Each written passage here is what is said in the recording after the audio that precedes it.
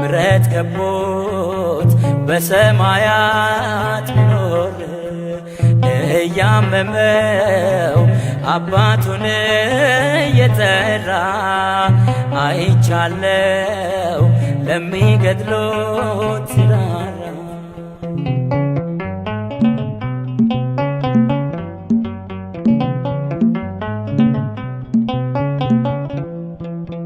የጨለመው የነጋ የተሻለ ቀን ይመጣል።